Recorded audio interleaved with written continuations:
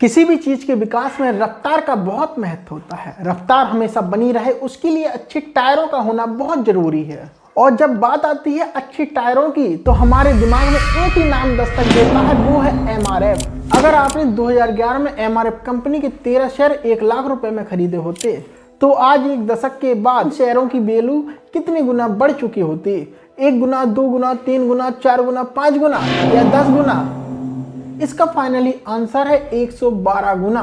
2011 में आपने 10 लाख रुपए इन्वेस्ट किए होते तो आज आप करोड़पति बन चुके होते हैं। इंडियन शेयर मार्केट का सबसे महंगा शेयर MRF। जिंदगी में पहली बार MRF देखा था सचिन के बैट पर लिखा हुआ।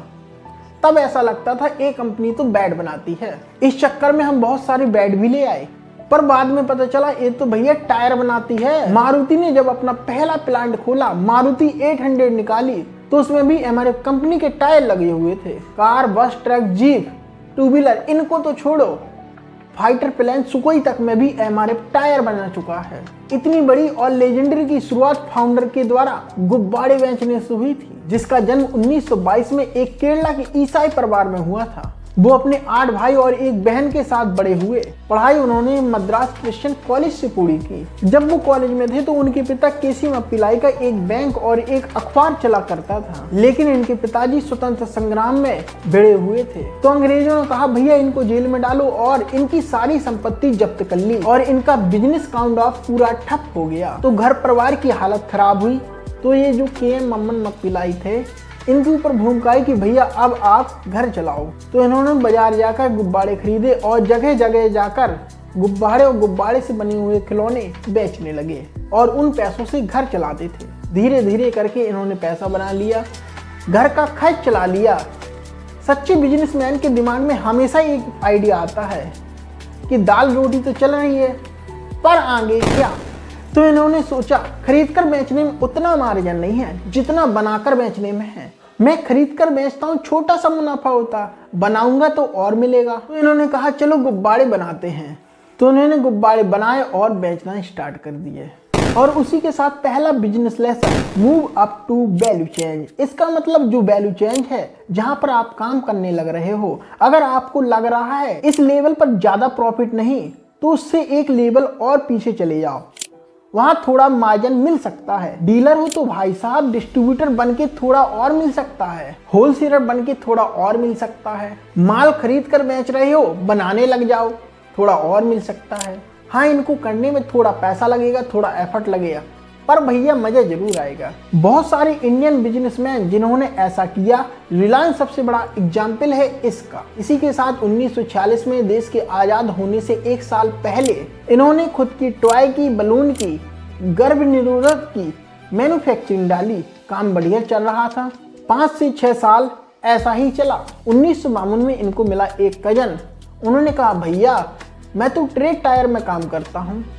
ये बोले भैया ये ट्रेड टायर क्या होता है? वो बोले ट्रेड टायर का मतलब देसी भाषा में बताऊं, जब टायर चलते चलते घिस जाता है या हमारी भाषा में बोले गंजा हो जाता है, तो क्या करते हैं उसके ऊपर एक टायर की परत आती है और वो परत लगाते ही भाई साहब टायर फिर से नया हो जाता है। तो इन्होंने कहा भैया इस काम में तो बहुत मार्जिन होगा।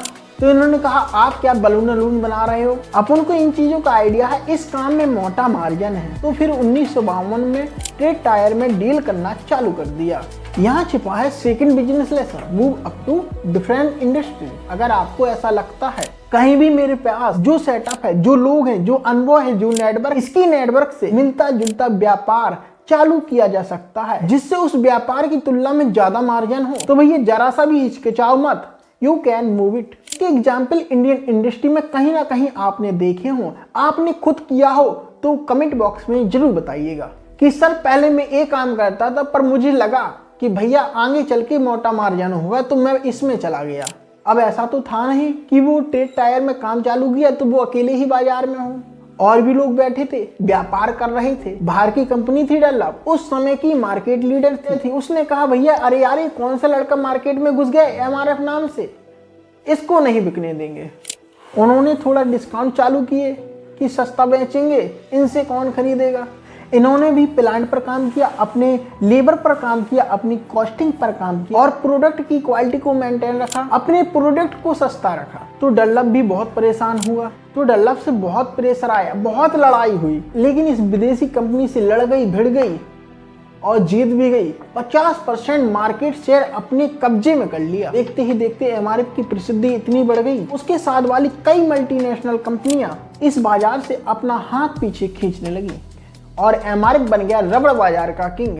और यहाँ आता है business lesson 3, company is universal. तुम कोई सा भी प्रोडक्ट लाओ, तुम कोई सी भी सर्विस लाओ, दुनिया के किसी भी कोने में खोल लो, तुम चांद पर भी खोलोगे तो उस पर भी कंपटीशन आ ही जाएगा। कंपटीशन से लड़ने का एक ही तरीका है, प्रोडक्ट की क्वालिटी में दम हो, प्रोडक्ट सस्ता हो। दोनों में से एक चीज है तो जीतने की संभावना है, और दोनों है तो भैया आप जीत गए।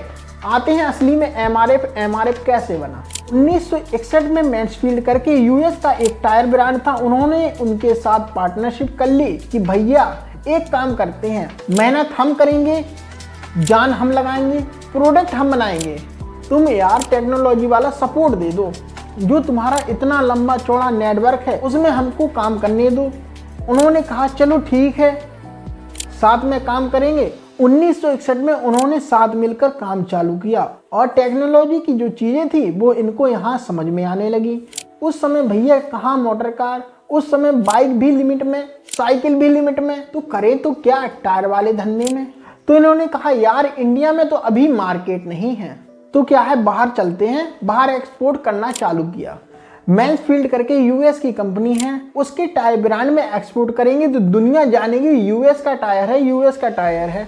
कर रही है एमआरएफ है, लेकिन यूएस के नाम से इन्होंने यूएस और कनाडा को मार्केट को छोड़कर जगह जगह एक्सपोर्ट करना चालू कर दिया। 1967 में यूएस में भी एक्सपोर्ट करना शुरू कर दिया।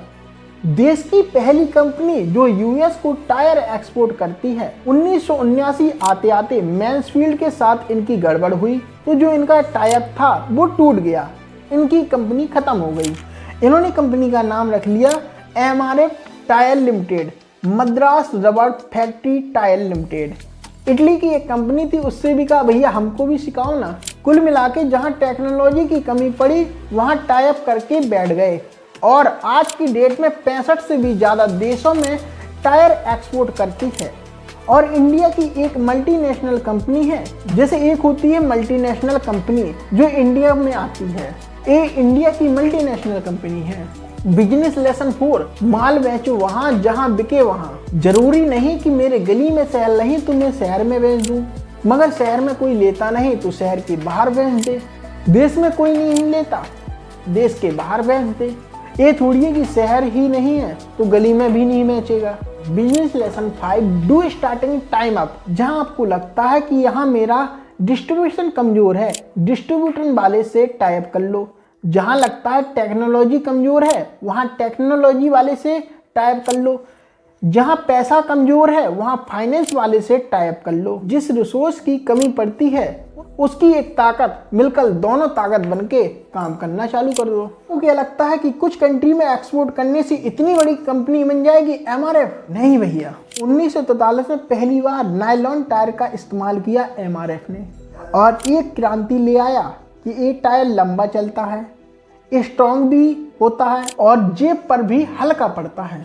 फिर इन्होंने कहा 73 आ गया, धीरे धीरे इंडियन मार्केट भी आने लगा। 1989 में मारुति सुजुकी का उद्योग आया, मारुति भी आ गई। अब इंडिया में भी मार्केट बनेगा, मारुति से भी टाई अप कर लिया। देश की पहली कार बनी मारुति सुजुकी 800, उसमें भी एमआरएफ टायर लगे थे और आज भी इसका टाई अप महिंद्रा से, टाटा से, जनरल मोटर से, यामाहा से। 1901 आया, यहाँ पर बजाज का असर उठने लगा, वहाँ की कंपनी भी आई तो इन्होंने कहा एक काम भी बढ़िया है, 2 व्हीलर के भी टायर बनने लगे। ट्रक बस का तो पहले भी बना रहे थे, फिर कार भी आ गई, फिर 2 पहिए भी आ गए, अब धीरे धीरे जेसीबी के भी बनने लगे। ये बनाते हैं सुकोई 30 का टायर भी एक बार इन्होंने बनाया। अब लग रहा होगा एमआरएफ टायर ही टायर बनाती है।